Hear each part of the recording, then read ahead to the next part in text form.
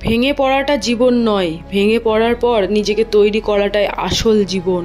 কঠোর পরিশ্রমের দ্বারা সব কিছু পাওয়া সম্ভব কথাটা ভুল। কিছু জিনিস ভাগ্যও থাকা লাগে।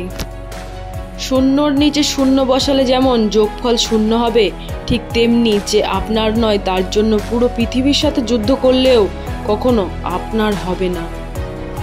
মানুষের জীবনে এমন একটা সময় আসে যখন রাজা হওয়ার প্রস্তাবও অবহেলায় প্রত্যাখ্যান করতে হয়। সব কথায় জিততে হবে এমনটা মোটেও নয়, মাঝে মাঝে জেনে শুনে হেরে যাওয়াটাও জরুরি। জীবনটা ফানুসের মতো, সবাই উঠতে দেখে কিন্তু কেউ উড়তে দেখে না। চুপচাপ থাকো, নীরবে কাজ করো, নিজের আত্মসম্মান বজায় রেখে পরিশ্রম করে যাও।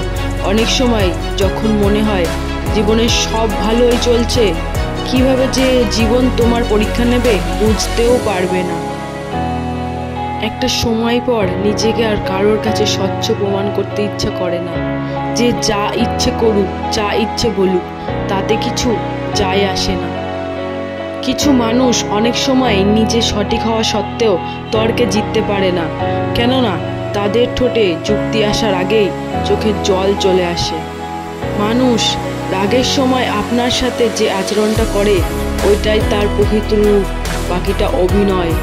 একটু ভালো থাকার জন্য এত মানিয়ে চলি, এত যুদ্ধ করি, তাও 2টা দিন একটানা ভালো থাকতে পারি না।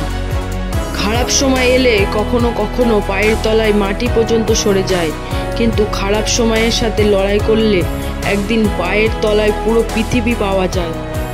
সময় সবার ঠিকই পেরিয়ে যায়, শুধু মনে থাকে মানুষের কথা আর ব্যবহারগুলো। দানে কখনো ধন কমে না, ক্ষমায় কখনো ক্ষমতা কমে না, নম্রতায় কখনো মর্যাদা কমে না। মানুষ চিনতে ভুল করার মধ্যেও লজ্জার কিছু নাই, কারণ অমানুষগুলো দেখতে অবিকল মানুষেরই মতোই। নীরব থাকা হচ্ছে পৃথিবীর সবচেয়ে বড় প্রতিশোধ, কিন্তু এটা হচ্ছে পৃথিবীর সবচেয়ে কঠিন কাজ।